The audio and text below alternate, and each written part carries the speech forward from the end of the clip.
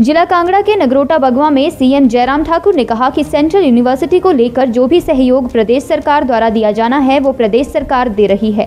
कुछ technical issue और कुछ कंफ्यूजन को लेकर कुछ बातें आई हैं, चाहे केंद्र में है या प्रदेश में है, मुझे लगता है उन्हें विराम देना चाहिए। हमें मिलकर सेंट्रल यूनिवर्सिटी को जमीन पर खड़ा करना है ताकि हम जनता की आकांक्षाओं पर खरा उतर सके।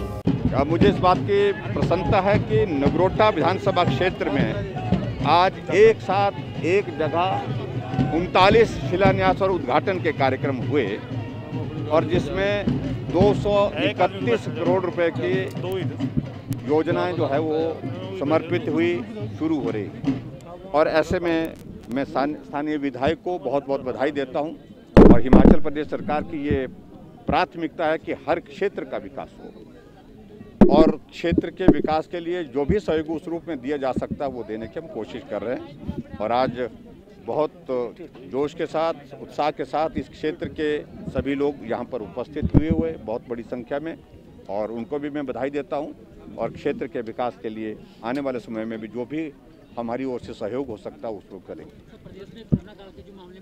जी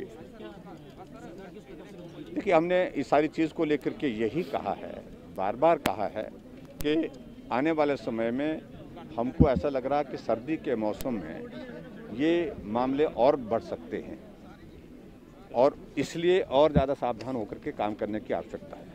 शादियों पर और दो सोशल गैदरिंग में जहाँ खुला ग्राउंड है, मैदान है, वहाँ तो हमने रिस्ट्रिक्शन नहीं लगाई। वहाँ हमने एक ही बात कही कि सोशल डिस्टेंसिंग को मेंटेन करिए, लेकिन जो इंडोर जो शादियाँ 6-6 घंटे 8-8 घंटे हम हॉल के अंदर जहाँ बड़ी भीड़ में ये कर रहे हैं, संक्रमण वहाँ से काफ़ी ज़्यादा निकल रहा है।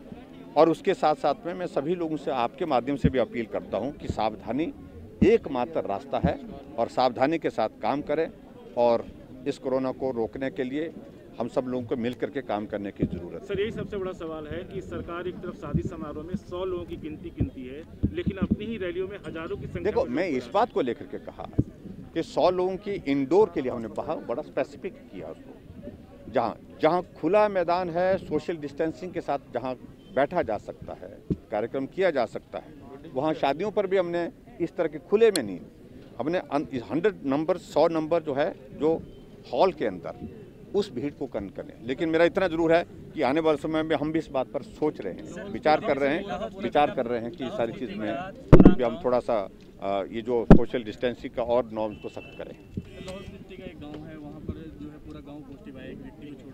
उसमें सबसे बड़ी वजह देखिए, मैं आपता हूँ कि वो तभी मैं कह रहा हूँ, वहाँ की भौगोलिक परिस्थितियाँ ऐसी हैं कि सारा परिवार एक घर के अंदर कमरे के अंदर बैठता है क्योंकि सर्दी है, और सर्दी के कारण जो है सारा वेंटिलेशन का सारा वो जो बंद होते हैं, खिड़कियां बंद होती है, करनी पड़ती, व्यवस्था है वहाँ की, ज़रूरत है वहाँ की। और जब एक आदमी संक्रमित होता है, लंबे समय तक एक साथ वो बाकी लोगों के साथ कमरे के अंदर रहते हैं, तो संक्रमण की संभावना बहुत ज़्यादा बढ़ जाती है। इसलिए हमारे लिए चिंता का विषय है ये सर्दी का मौसम, जब हम वेंटिलेशन के लिए खिड़की बंद कर देते हैं, वेंटिलेशन के लिए हम एग्जॉस्ट फैन बंद कर देते हैं, और ऐसी परिस्थिति में जब हम अंदर हीटर लगा करके बैठेंगे और कोई भी आदमी संक्रमित होगा, उसमें संक्रमण बहुत ज़्यादा फैलने की संभावना रहेगी। तो ये चिंता का विषय है। वीकेंड लॉकडाउन पे कुछ सरकार गंभीर है, कुछ चर्चा। देखिए, लॉकडाउन का नहीं, लेकिन और सख्ती करने का विचार कर रहे हैं हम, हो सकता है कुछ आने वाले समय। सार्वजनिक मंच पे कार्यक्रम यहाँ पर जिस तरह हो रहे हैं, तो ऐसा नहीं लगता कि कहीं ना कहीं गलत संदेश जो है। देखिए, मैं इसमें अभी भी हम इसी बात को कह रहे हैं कि हम इस बात पर सोच रहे हैं कि अब जो कार्यक्रम आने वाले समय में जो भी किए जाए, इंश्योर किया जाए सोशल डिस्टेंसिंग। एक बात, अगर सोशल डिस्टेंसिंग इंश्योर करने के साथ में कुछ में कठिनाई आएगी तो हम कार्यक्रमों को भी थोड़ा रिस्ट्रिक्ट करने की कोशिश करेंगे। सर, दोहरे मापदंड वाले बयान होशियार सिंह जो देहरा के विधायक दे रहे हैं, और एक तरफ मुख्यमंत्री से नजदीकियां भी गिना रहे हैं और बयानबाजी से ही बाज नहीं आ रहे हैं, किस तरीके से आप देखते हैं? देखिए, मैं इस सारे दौर से बिल्कुल बाहर निकलना चाहता हूँ। सेंट्रल यूनिवर्सिटी हिमाचल प्रदेश का एक प्रेस्टिजियस एक डेवलपमेंट का हमारा एक यूनिट है।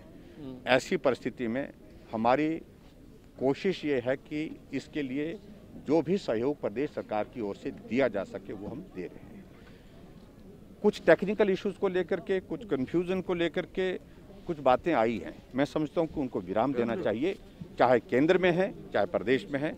हमको मिल करके इस यूनिवर्सिटी को वहाँ पर ज़मीन पर खड़ा करना है, ताकि लोगों की हम ठीक प्रकार से आकांक्षाओं और उनकी उम्मीदों को पूरा कर सकें। सर एक आखिरी सवाल, जब जैसे इस तरह के शिलान्यास होते हैं, क्या सरकार जनता को ये भी बताने के लिए बाध्य होगी कि इतने दिनों में इस काम को कंप्लीट कर लिया जाएगा या सिर्फ घोषणाएं होती रहेंगी? बताया होता सारी चीज़ को लेकर। वहाँ देखिए, मैं सिर्फ उस बारे में ज़्यादा नहीं मैं कहना चाहता हूँ।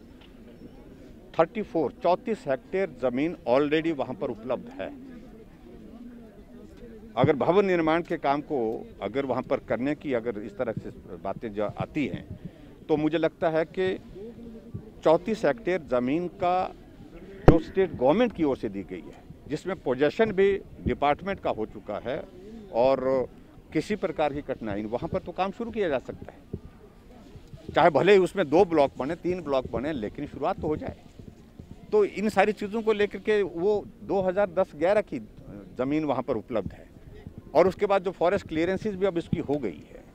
फॉरेस्ट क्लियरेंस होने के साथ साथ में जो हमारा दूसरा पोर्शन है उसमें, उसके लिए कुछ टेक्निकल चीज़ें हैं, उनमें डिटेल में मैं जाना नहीं चाहूँगा। उस सारी चीज़ों की डिटेल जो है रेवेन्यू के रिकॉर्ड में उनको हम करने की कोशिश करेंगे, उसकी डिटेल मिल जाएंगी आपको। हिमाचल दस्तक वेब टीवी के लिए धर्मशाला से राजेश कुमार।